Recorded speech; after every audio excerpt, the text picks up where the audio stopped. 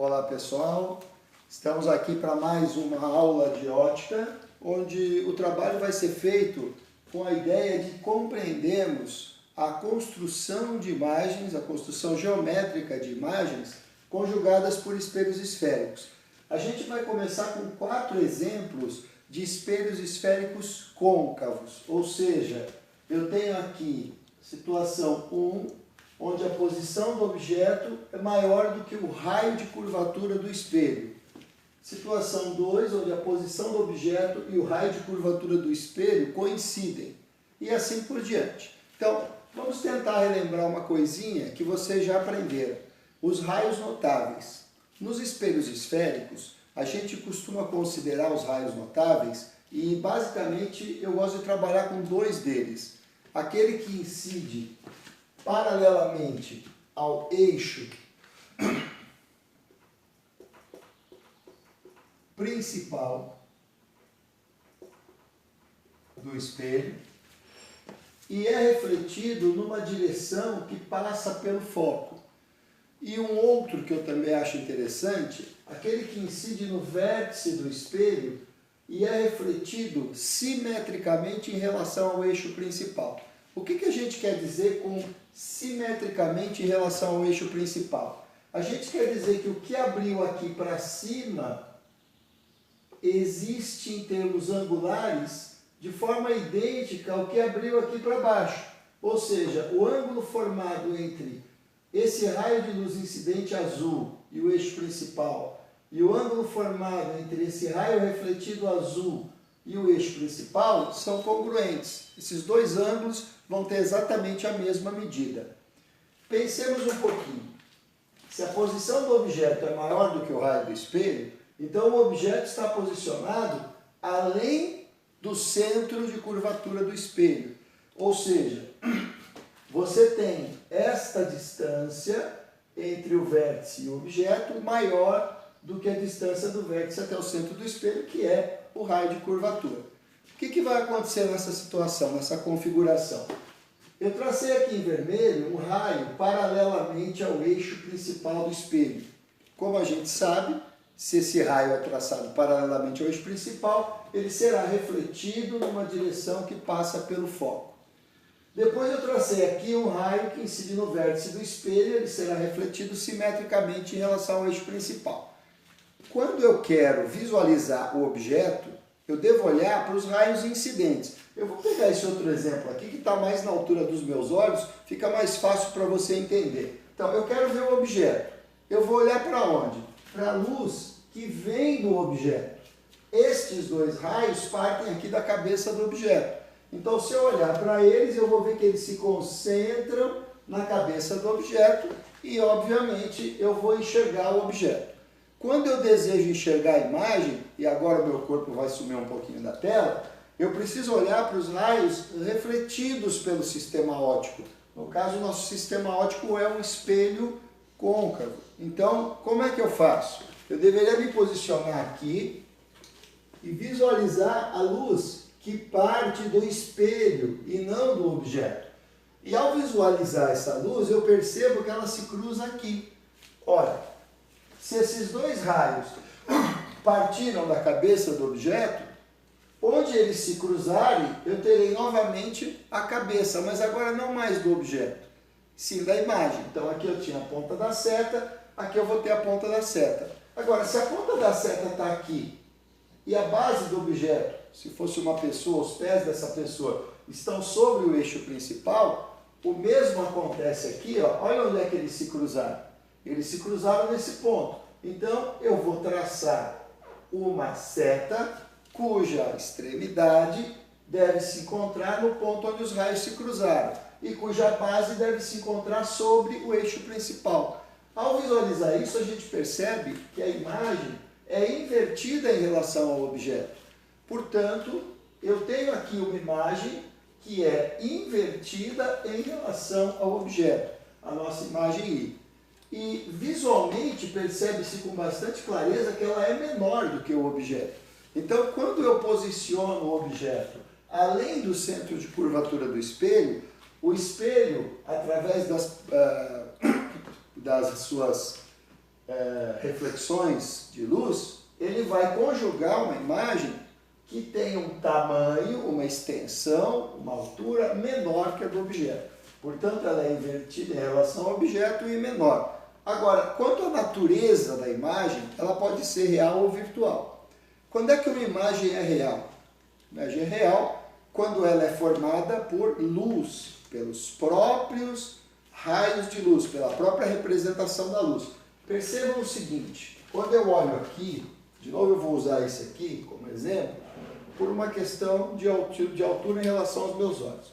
Quando eu vejo o cruzamento aqui, quem está se cruzando são os próprios raios de luz. Portanto, a imagem, ela é uma imagem real, ou seja, se eu colocasse aqui um laser pointer, apontasse para o espelho e colocasse aqui o meu dedo, o que estaria chegando ao meu dedo seria luz de verdade, não uma estrutura imaginária de luz. Consequentemente, você estaria vendo uma imagem real. Para você entender melhor, já que a gente decidiu aqui, através da construção da imagem, optar por essa classificação, como é que a gente decidiu isso? Construímos com os dois raios notáveis a imagem e verificamos que a imagem é real, invertida e menor. Vamos analisar agora esse quarto caso aqui. A gente vai pulando e depois eu faço uma recapitulação para que a gente entenda todas as configurações, ok? No quarto caso, a posição do objeto é menor que a distância focal do espelho. Para a gente relembrar, quem é a distância focal do espelho? É a distância do vértice até o foco, considerando que o foco é esse ponto aqui, ó, tá? Então, eu coloquei o objeto aqui, portanto, a posição do objeto, que é a distância do vértice até o objeto, é menor do que a distância focal, que é a distância do vértice até o foco. Veja o que acontece. Eu tracei de novo os dois raios notáveis. Em vermelho, incide paralelamente ao eixo principal e é refletido numa direção que passa pelo foco. Eu fiz a linha pontilhada aqui porque se a luz atingir o objeto, se o objeto for uma pessoa, ela atinge aqui e não vai passar para trás. Se o objeto for transparente, ela passa, tá? Depois, incide em azul aqui no vértice e reflete de maneira simétrica em relação ao eixo principal, ou seja, o que abriu aqui para cima, em termos angulares, abriu aqui para baixo também, ok? O que a gente percebe tentando visualizar a imagem pela luz refletida é que esses raios estão abrindo, então eles não vão se cruzar nunca. Mas o meu cérebro não sabe disso. O meu cérebro vai enxergar uma imagem. E vai enxergar uma imagem por quê? A luz incidente, ela partiu desse ponto, que é a extremidade superior da seta, ou seja, é o que nós chamaríamos de cabeça do objeto.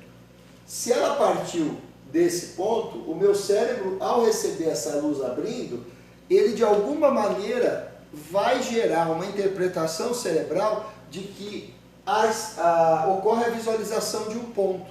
E onde é que estaria esse ponto? Se nós imaginarmos esses raios sendo prolongados, olha o que vai acontecer. Eles vão se cruzar exatamente aqui.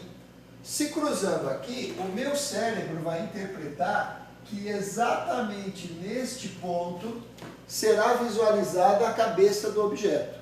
Agora eu te pergunto, isso que o meu cérebro está interpretando é real ou é virtual? Quer dizer, o meu cérebro está interpretando que existe luz aqui. Existe mesmo luz aqui? Será que se eu pegar um laser pointer, acioná-lo aqui e puser meu dedo aqui atrás do espelho, vai chegar a luz? Bom, se isso aqui é um espelho, a luz deve bater e voltar, ela deve ser refletida. Então não vai chegar a luz aqui. O que o meu cérebro está vendo aqui não é uma imagem real, é uma ilusão de ótica. Para o meu cérebro, a impressão que se tem é que esta luz de verdade, se eu puser o meu dedo aqui, ele vai ser iluminado. Se eu puser o meu dedo aqui, ele vai ser iluminado. Essa luz de verdade, aparentemente, vem daqui. Ela não vem. Mas para o meu cérebro é como se viesse. Então, esta imagem que nós vamos representar aqui, através da flechinha, e lembrando que aqui está a cabeça do objeto, então está a ponta da seta, esta imagem é uma imagem virtual, ela não é real. Recapitulando, o cruzamento aqui se deu, se eu puser o dedo aqui eu recebo luz. Então, onde o meu cérebro acha que tem luz, tem luz. Então, meu cérebro não está achando errado, ele não está sendo iludido, só que é uma imagem real. Aqui não, aqui o meu cérebro acha que tem luz, mas não tem, porque a luz bateu e voltou. Então o meu cérebro aqui está sendo iludido. Essa imagem não é uma imagem real, ela é uma imagem virtual. Percebe-se também que além de virtual, ela é uma imagem direita em relação ao objeto. Verifiquem o seguinte, o objeto aponta para cima e a imagem também aponta para cima.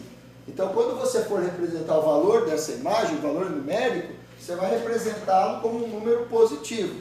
Daqui nós temos, então, uma imagem direita em relação ao objeto. E, finalmente, percebe-se também que essa imagem foi ampliada. Então, ela tem um tamanho maior que o tamanho do objeto. Ok? Bom, o que nós temos para fazer então agora? Resolver os outros casos. Caso 1, se a posição do objeto é maior do que o raio de curvatura do espelho. Caso 2, se a posição do objeto é igual ao raio de curvatura do espelho.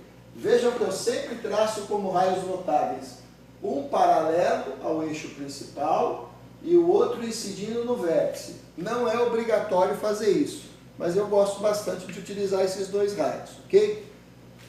O paralelo reflete numa direção que passa pelo foco e o que incide no vértice, o que abriu para cima, ele abre para baixo. Uma dica, professor, como é que você faz direitinho esses dois ângulos se eles estão feitos meio a olho? Eu tenho um truque aqui que eu vou ensinar para vocês. Você pega a distância que esse aqui subiu, mede e rebate aqui para baixo. Marca aqui um pontinho. Se você ligar esse com esse e esse com esse pontinho aqui, você vai ter exatamente as mesmas aberturas para cima e para baixo. Ok? Bom, o que nós temos a partir daqui então? A luz que foi refletida na direção que passa pelo foco e a luz que foi refletida simetricamente em relação ao eixo principal, respectivamente em vermelho e azul, estão se cruzando aqui. E por se cruzarem aqui, a gente percebe que a imagem coincidiu com a posição do objeto. Ou seja, a distância do vértice até o objeto e a distância do vértice até a imagem são iguais. Iguais a quanto? Ao raio de curvatura. Se você analisar esses dois triângulos aqui, ó, esse superior e esse inferior, você vai ver que eles são triângulos idênticos. Sendo triângulos idênticos, eles têm que ter a mesma base, as mesmas alturas e as mesmas hipotenusas. Mas se eles tiverem as mesmas alturas, a conclusão é que o tamanho do objeto e o tamanho da imagem vão ser iguais. Então vejamos, ponto de vista de tamanho, igual.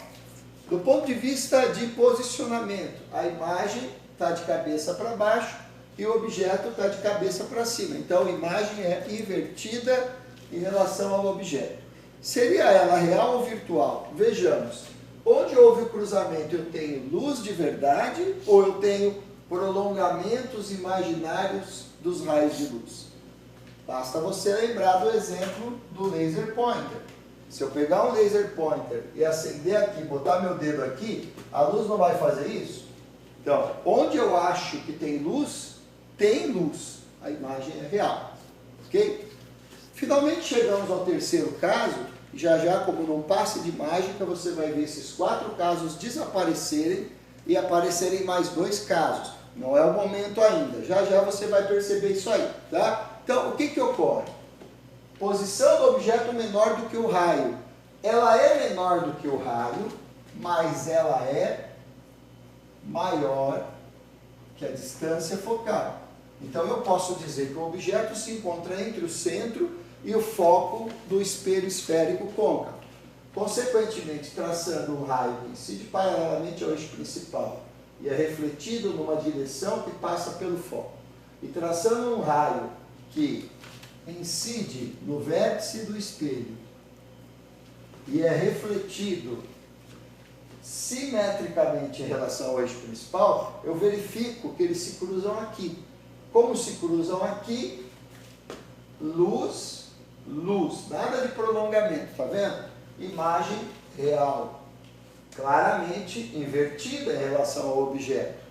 E acho que dá para visualizar que ela é um pouco maior em termos de altura do que o objeto. Então a imagem é maior. Isso para nós encerra esses primeiros 4 casos. Daqui a pouquinho, como num passe de mágica, a gente volta aqui para mais 2 casos. Então, como num passe de mágica, vocês já podem olhar aqui uma nova lousa montada para 2 novas situações. Importante. Esta situação é a última situação que a gente vai estudar no que se refere a um espelho côncavo. A situação abaixo já é a respeito de um espelho...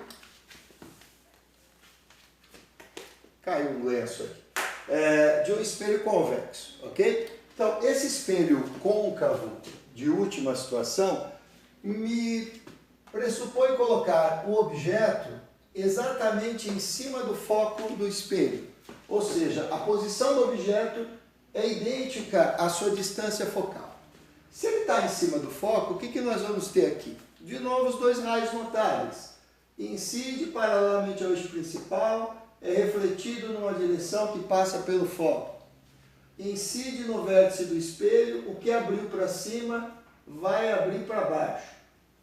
Agora vejam que interessante, se eu tentar visualizar a imagem desse objeto, olhando esses 2 raios de luz que foram refletidos pelo espelho, eu não consigo chegar a conclusão nenhuma, porque eu imagino que vocês estejam visualizando aí pela tela que eles estão paralelos. Se eles estão paralelos, eles não vão se cruzar em momento algum, nem à frente do espelho e nem prolongando imaginariamente esses raios eu vou conseguir um cruzamento. Conclusão, quando eu olhar para este espelho, partindo desse objeto, eu não vou ver nenhuma imagem conjugada que possa ser classificada como real ou virtual, direita ou invertida, maior ou menor. Essa imagem ela é classificada como imprópria. Simplesmente isso. Então, se você posicionar o objeto sobre o foco de um espelho esférico côncavo, você vai ter uma imagem classificada como imagem imprópria. Por quê? Porque eu não consigo visualizar o cruzamento desses raios, nem à frente do espelho e nem se eu os prolongar imaginariamente para trás do espelho. Ok? E agora chegamos ao único caso, essa é a parte legal. O espelho esférico côncavo tem vários casos que nós estudamos, mas precisamente 5. O espelho convexo não, tem um caso só. E por que ele tem um caso só? Porque para olhar o espelho esférico convexo, eu tenho que olhar o lado de fora da curva. Lembram? Está aqui a curvatura. Por dentro, côncavo. Por fora, convexo. Então, o foco e o centro de curvatura do espelho estão à direita, enquanto eu vou colocar o objeto à esquerda. Claro que eu poderia inverter essas abas e colocar o objeto à direita, mostrando a curvatura do espelho à esquerda. Isso é uma questão de escolha, tá? Pera lá, mas se eu vou pôr o objeto à esquerda e o centro e o foco estão à direita, então não existe a possibilidade de colocar o objeto antes do centro, em cima do centro, entre o centro e o foco, em cima do foco ou entre o foco e o vértice. Ou seja, qualquer que seja a posição do objeto, as características da imagem referentes à sua classificação vão ser sempre as mesmas. Verifiquem só. Raio que incide paralelamente ao eixo principal. Como é que ele vai ser refletido? Né? Eu deixei esse último aqui para construir junto com vocês. Ele vai ser refletido numa direção que passa pelo foco. Cadê o foco? Agora danou-se. Como é que vai refletir numa direção que passa pelo foco? Não tem foco aqui. O foco está do lado de lá. E agora, se você tiver paciência, eu não faria isso. tá? Mas se você quiser conferir, de voltar todo o vídeo, você vai ver que em momento algum eu disse que a luz que incide paralelamente ao eixo principal passa pelo foco. Eu disse que ela será refletida numa direção que passa pelo foco. Se a luz incidiu aqui, qual é a direção que passa pelo foco? A direção que passa pelo foco é, partindo desse ponto de incidência, essa linha pontilhada aqui, ó, essa linha que eu vou tracejar. Essa é a direção que passa pelo foco. Então, esta luz será refletida. Já vou buscar. Assim, portanto, como você pode ver, não é sempre, e agora, como em outro passo de mágica, eis que surge uma nova regra, não é? Não é sempre que você tem a luz refletindo, passando pelo foco. A direção é sempre a mesma. Qual é a direção entre o ponto de incidência e o foco? É essa. Só que aqui, a luz refletida, além de seguir a direção que passa pelo foco, passou pelo foco. Aqui não tem como ela passar pelo foco, porque isso é um espelho, ela não vai atravessar o espelho, ela bate e volta. Mas volta como? Refletindo numa direção que passa pelo foco. Isso é um truquezinho muito importante. Se você não se atentar a ele, você pode acabar jogando fora a sua resolução, ok? E arruinar a resposta do exercício. E agora, como eu tinha prometido a vocês, vou mostrar o truque para traçar o raio refletido aqui, ó. Eu pego a régua, vou medir a distância da cabeça do objeto até o eixo principal. Você não está vendo, mas eu estou. 9 centímetros. Então eu vou medir daqui para baixo outros 9 centímetros. E vai dar exatamente nesse pontinho aqui, quase imperceptível, ok? Agora o que eu faço? Vou unir o vértice do espelho a esse pontinho que eu acabei de traçar. E pronto. Eu tenho aqui um raio refletido simetricamente em relação ao eixo principal do espelho. Tá? Claro que se eu tivesse uma lousa quadriculada, ou se você estivesse trabalhando com papel quadriculado, seria muito mais fácil. Você pegaria os quadradinhos para cima, os quadradinhos para baixo e faria passar por aqui. Só que nós temos um problema. Quando eu olho para o espelho e vejo essa luz refletida, ela não está abrindo. Então, ela não vai se cruzar nunca para cá. Mas o meu cérebro vai fazer o quê? Ele vai simular imaginariamente o prolongamento deste raio de luz e deste raio de luz. E ao fazer essa simulação de prolongamento, veja onde é que eles se cruzam. Conclusão, para o meu cérebro, é como se a imagem tivesse se formado aqui, ó. Mas aí eu te pergunto, cruzou aqui, então, cabeça, cabeça. Isso que o meu cérebro está interpretando é real ou virtual? Isso aqui foi formado pela luz refletida pelo espelho ou pelos prolongamentos imaginários dos raios de luz? Resposta 2. Prolongamentos imaginários dos raios de luz. Portanto, isso que o meu cérebro está vendo é uma ilusão de ótica. É uma imagem virtual. Além de virtual, a gente percebe claramente que essa imagem aponta no mesmo sentido da orientação do objeto. Então, a imagem é direita em relação ao objeto. E, finalmente, nós podemos classificar a imagem com relação ao tamanho. E eu percebo que a imagem ficou reduzida em relação ao tamanho do objeto. Ela tem uma altura menor. Então, esta imagem que a gente está representando aqui, ela é menor que o objeto. Uma última dica para a gente encerrar o trabalho de hoje, que foi meio longo. Para espelho convexo, só tem uma situação possível. Então, quando cai espelho convexo, você está diante do melhor dos mundos. todas as vezes que você verificar que a imagem é conjugada por um sistema óptico chamado espelho esférico for virtual e menor, você sabe que o espelho é convexo. Você não precisa ter dúvida alguma. Ah, professor, e se não for virtual e menor? Bom, qualquer outro caso é espelho côncavo. Mas aí, como no espelho côncavo você tem 5 casos possíveis, aí você vai ter que ter uma memória um pouco mais avantajada para guardar todas essas situações, ok? Então, por hoje a gente se despede e aguardamos a próxima aula.